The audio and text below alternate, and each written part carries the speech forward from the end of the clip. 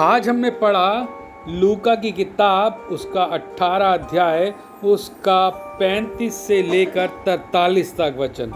इस वचन में बहुत ही सिंपल तरीके से परमेश्वर ने हमें एक चीज़ सिखाई है। हम बहुत बार सोचते रहते हैं कि हम ये करेंगे, हम वो करेंगे, हम यहाँ जाएंगे, हम वहाँ जाएंगे, लेकिन हम वो सब कार्य करने नहीं पाते जब तक कि परमेश्वर उस कार्य को करने की हमें अनुमति नहीं देता। और हम कई बार होता है कि बीमार रहते हैं, परेशान रहते हैं, दुख और तकलीफ़ में रहते हैं, लेकिन हम उस दुख और तकलीफ़ को अपने ही अंदर समा के रखते हैं। हम कभी भी दूसरों को बताते नहीं हैं और हम परमेश्वर को उसको बोल बोल कर, चिल्ला चिल्ला कर नहीं बताते कि परमेश्वर हमें ये दुख है, ये तकलीफ़ है, तू हमें सही कर।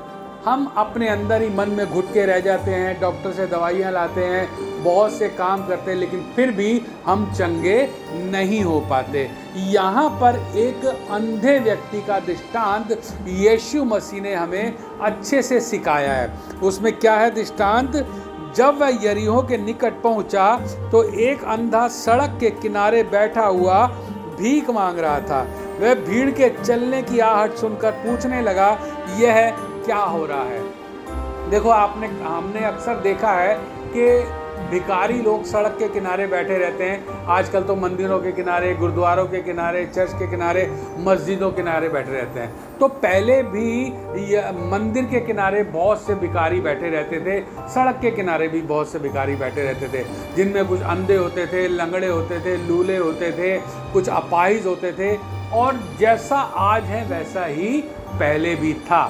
तो जब यीशु मसीह कहीं जाते थे तो उनके साथ सैकड़ों लोगों की भीड़ जाती थी। वो कभी भी अकेले नहीं जाते थे, क्योंकि जब भी वो चलते थे उनके पीछे भीड़ चलती थी। भीड़ में बहुत से लोग तो ये देखने चलते थे कि चमत्कार क्या होता है, कैसे होता है, और बहुत से लोग ये देखने चलते थे कि ये कोई जादू टोना करके लोगों को तो सही नहीं कर रहा, और बहुत से लोग चमत्कारों का प्रशंसा करने के लिए उसके पीछे चलते थे, और बहुत से बीमार भी उसके पीछे चलते थे। वो चाहते थे कि हम यीशु मसीह को छू लें और हम चंगे हो जाएं। और बहुत से लोग ऐसे भी होते थे जो रोटी खाने के लिए उसके पीछे चलते थे, रोटी खाने के लिए उसके पीछे चलते थे, क्योंकि वो सबको खाना खिलाता था, आत्मिक भोजन भी कराता था और शारीरिक भोजन भी कराता था। अब यहाँ पर बहुत सी भीड़ जा रही है। हम देखेंगे कि जब भी कहीं से कोई भीड़, कहीं रेला जाता है तो वहाँ बहुत शोर होता है। हम कमरे में बैठे हैं और हमें पता लगे 100-200 लोग बाहर से निकल के जा रहे हैं, तो हमें फ़ौरन पता लग जाएगा कि बाहर से कोई ना कोई भीड़ निकल के जा रही है। तो ऐसे ही वो व्यक्ति किनारे पे बैठा हुआ था, उसने महसूस किया, क्योंकि वो अंधा था, उसने महसूस किया कि यहाँ से बहुत भीड़ जा रही है।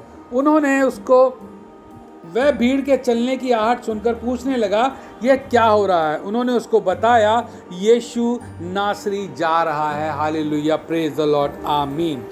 तब उसने पुकार के कहा, हे यीशु, दाऊद की संतान, मुझ पर दया कर। Hallelujah, praise the Lord. अब देखिए, यहाँ पे जो अंधा व्यक्ति है वो ये जानता है, क्या जानता है? कि यीशु मसीह दाऊद के घराने से है, परमेश्वर का पुत्र है, और वो मुझे चंगा कर सकता है। हालेलुया। आज भी हम देखते हैं, अगर हम विश्वास करके परमेश्वर, यीशु मसीह को परमेश्वर मानते हैं और हम विश्वास करके प्रार्थना करते हैं, तो वो हमें आज भी क्या करता है? चंगा करता है।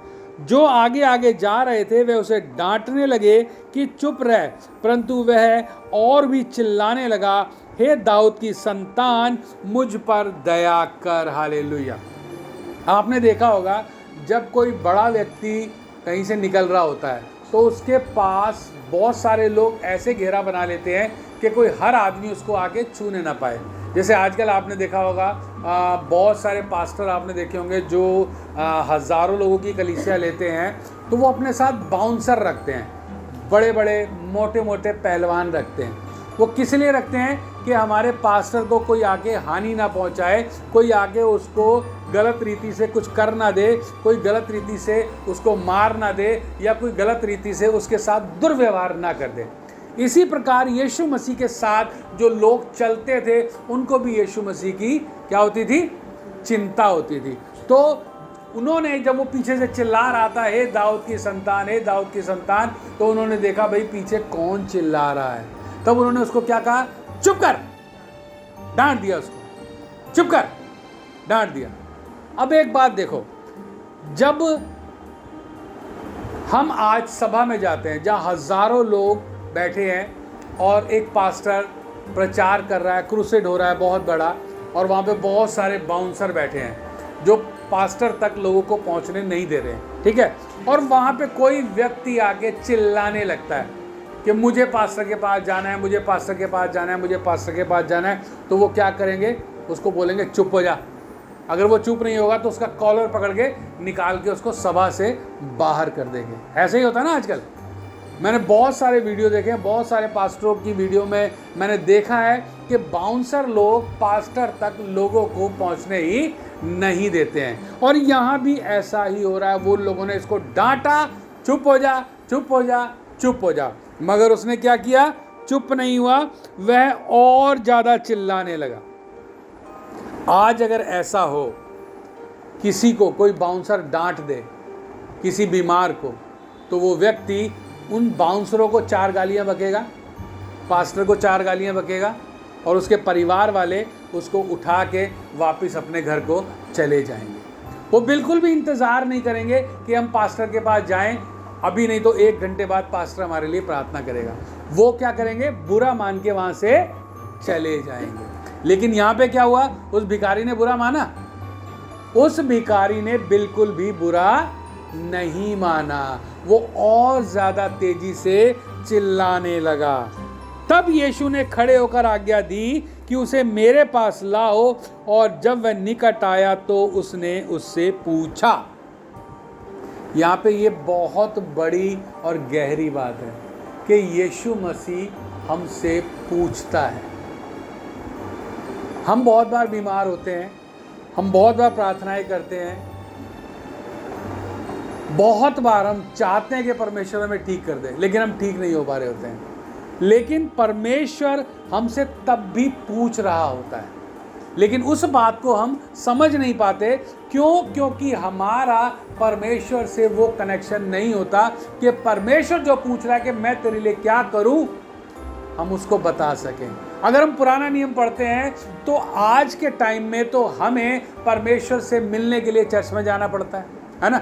लेकिन पुराने नियम में देखें तो जब परमेश्वर ने आदम को बनाया और आदम को बना के अदन की वाटिका में रख दिया, तो परमेश्वर आदम से मिलने शाम के ठंडे वेले आता था। हालेलुया। परमेश्वर खुद आदम से मिलने आता था, और आज हमें मिलने के लिए परमेश्वर से चर्च में जाना पड़ता है ना। हम हर बार संडे को तैयार होकर चर्च में जाते हैं, लेकिन उस समय परमेश्वर आदम से मिलने खुद आता था। तो आप सोचो कि इंसान कितना अभिषिक्त है। परमेश्वर ने इंसान को कितना मजबूत और कितना अच्छा बनाया है कि वो उससे मिलने आता है। वो चाहता है कि मैं अपने भक्त से मिलने जाऊं, लेकिन भक्त कहता है नहीं, मैं तेरे पास आऊंगा। जबकि परमेश्वर कहता है मैं खुद तेरे पास आ रहा हूं, मैं खुद तेरे से पूछ रहा हूं कि तुझे क्या चाहिए। लेकिन हम अपनी उधेड़ बुन में लगे रहते हैं, हम सांसारिक चीज़ों को मांगते रहते हैं, हम दुनियावी चीज़ों के पीछे भागते रहते हैं। और यहाँ पे क्या हो रहा है? यीशु मसीह आके क्या कह रहा है? मैं तेरे लिए क्या करूँ। हालेलुया।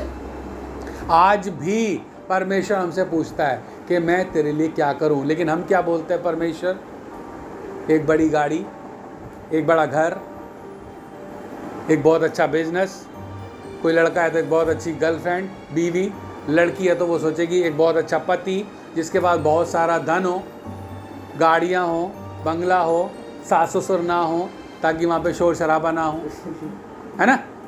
आजकल लोग यही सोचते हैं। आजकल कोई भी ये नहीं मांगता कि परमेश्वर तू मेरे पास आया तो मैं तेरा धन्यवाद देता हूँ, परमेश्वर तू मेरे लिए रास्ता बना, जिस रास्ते पे तू मुझे लेके चलेगा मैं उस रास्ते पे चलूँगा, जो तू मुझे देगा वो मैं खाऊंगा, वो मैं पहनूंगा।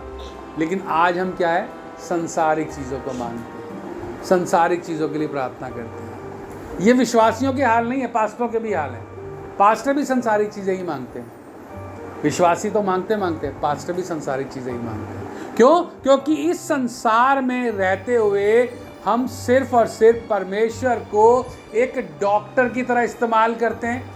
यीशु मसीह को एक उद्धारकर्ता नहीं मानते। यीशु मसीह को ये मानते हैं कि ये हमें चंगाई देगा, ये हमें घर देगा, ये हमें अच्छी गर्लफ्रेंड देगा, ये हमें अच्छा बॉयफ्रेंड देगा, ये हमें अच्छी पत्नी देगा, ये हमें अच्छा करेगा, ये हमें धन देगा, ये हमें दौलत देगा, ये हमें नाश होने से बचाएगा। लेकिन हम कभी भी ये नहीं मांगते कि परमेश्वर तेरी इच्छा क्या है, तू हमसे आके क्या कहना चाहता है। परमेश्वर हमारे पास बैठना चाहता है, हमसे बात करना चाहता है, हमारे दिल की सुनना चाहता है और अपनी बातें हमें बताना चाहता है।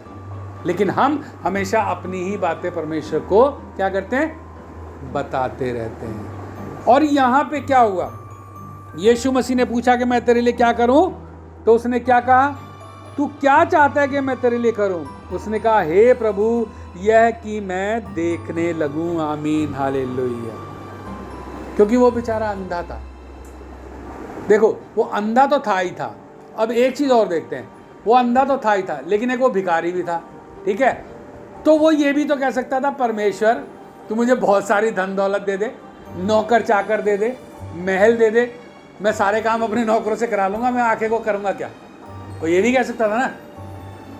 क्यों? क्योंकि आज भी बहुत सारे अंधे लोग जो हैं वो चाहत करते हैं कि हमारी आंखें खुल जाएं, लेकिन उनके मन में ये भी कहीं ना कहीं चलते रहता है कि परमेश्वर कोई बात नहीं, मेरी आंखें बंद है, दिक्कत नहीं है, तू करोड़ों रुपया दे दे, बहुत सारे नौकर चाकर रख लूँगा मैं, वो सब मेरी नौकरी करेंगे और सब मुझे वाह वाह करेंगे और मैं सबको पैसे दूंगा और वो सब मेरा काम करेंगे। लेकिन यहाँ पे इस व्यक्ति ने क्या कहा, इसने ना पैसा मांगा, न दौलत मांगी, ना महल मांगा, ना नौकर, ना चाकर, कुछ नहीं मांगा। इसने क्या कहा, प्रभु मैं क्या करूं, देखने लगूं। आमीन, हालेलुया। यीशु ने उससे कहा, देखने लग, तेरे विश्वास ने तुझे चंगा कर दिया है। देखो यहाँ पे यीशु मसीह ने कोई बड़ा चमत्कार नहीं किया। यहाँ पे किसका विश्वास काम कर रहा है, अंधे व्यक्ति का। यहाँ पे यीशु मसीह का विश्वास काम नहीं कर रहा है। यीशु मसीह तो परमेश्वर है। हम परमेश्वर के पास जाते हैं, परमेश्वर हम देखने लगे, परमेश्वर कहता तेरा विश्वास है तो तू देखने लग।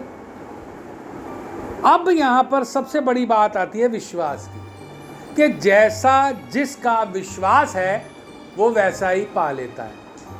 अगर बाइबल बताती है कि तुम्हारा विश्वास राई के दाने के बराबर भी है तो तुम पेड़ से कहो कि उखड़ के समुंदर में जा लग, तो वो समुंदर में जाके क्या करेगा, लग जाएगा। लेकिन क्या है, हमारा विश्वास नहीं हो पाता।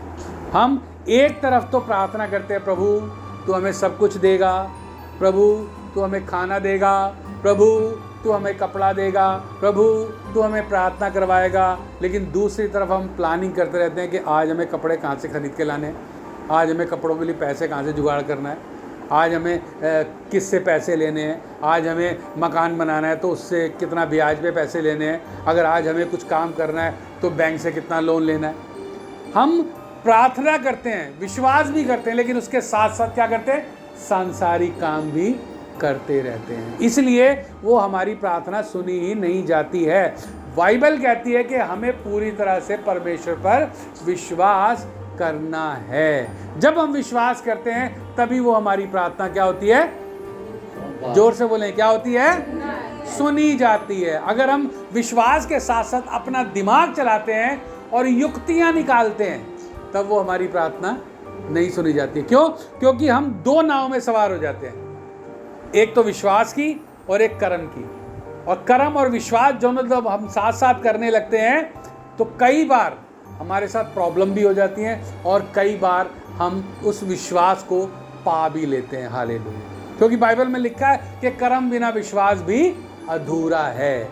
इसलिए हमें क्या करना है, अगर हम बीमार हैं, अगर हम परेशान हैं, अगर हम दुख में हैं, अगर हम तकलीफ में हैं, अगर हमारे कपड़े फटे हुए हैं, हमें नए कपड़े चाहिए, अगर हमारे पास मकान नहीं है, हमें नया मकान चाहिए, और अगर हमारे पास गाड़ी नहीं है, हमें नई गाड़ी चाहिए, सब कुछ चाहिए, तो हमें क्या करना है?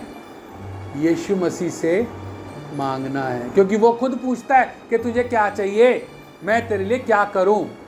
दुनिया का कोई भी ईश्वर, कोई भी देवी, कोई भी देवता ये नहीं पूछता कि मैं तेरे लिए क्या करूं, लेकिन यीशु मसीह क्या कहता है? पूछता है कि मैं तेरे लिए क्या करूं। और उसने क्या कहा? यीशु ने कहा, देखने लग, तेरे विश्वास ने तुझे चंगा कर दिया है। तब वह तुरंत देखने लगा और परमेश्वर की बड़ाई करता हुआ उसके पीछे हो ले गया, और सब लोगों ने देखकर परमेश्वर की स्तुति की। अब यहाँ पे क्या हुआ? वो क्या किया? उसने चंगा हो गया, और चंगा होके घर भाग गया। कहाँ गया वो? प्रभु के पीछे चल गया। और आज क्या हो रहा है? आज हजारों लोगों को किसी भी कलीसिया में, किसी भी क्रूसेड में चंगाई मिलती है तो वो कहाँ भागते हैं? पीछे भाग जाते हैं, अपने घर भाग जाते हैं, अपने देवी देवताओं के पास भाग जाते हैं, अपने पुराने राग लापने लगते हैं, पुराने जो काम कर रहे थे वो सब करने लगते हैं। लेकिन बाइबल क्या कहती है? तू सब कुछ छोड़ के मेरे पीछे चल ले। हालेलुया। और जो सब कुछ छोड़ के यीशु मसीह के पीछे चलता है उसके लिए बहुत बड़ा क्या है? प्रतिफल, बहुत बड़ा प्रतिफल है, और वो स्वर्ग में हमारे लिए रखा हुआ है। आज हमें इस बात को समझने की जरूरत है। अगर हमें यीशु मसीह के नाम से चंगाई मिलती है, यीशु मसीह के नाम से कुछ भी मिलता है, तो हमें क्या करना है? उसके क्या करना है अंकल जी? क्या करना है? उसके पीछे पीछे चलना है। जब हम उसके पीछे चलेंगे तब हम कहाँ पहुंचेंगे? स्वर्ग राज्य में पहुंचेंगे।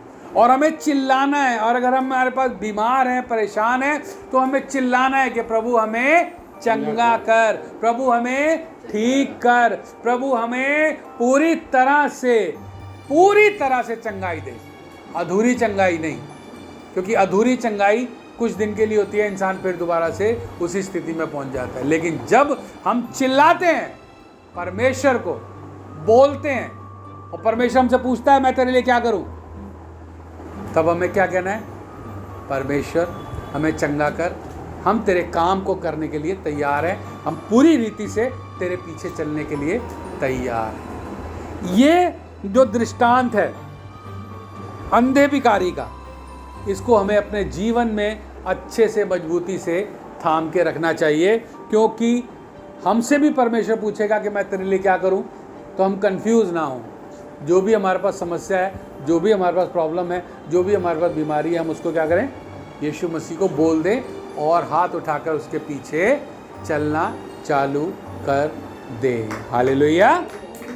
परमेश्वर का बहुत बहुत धन्यवाद है इस वचन के लिए कि परमेश्वर ने आज हमें इस अंधे भिखारी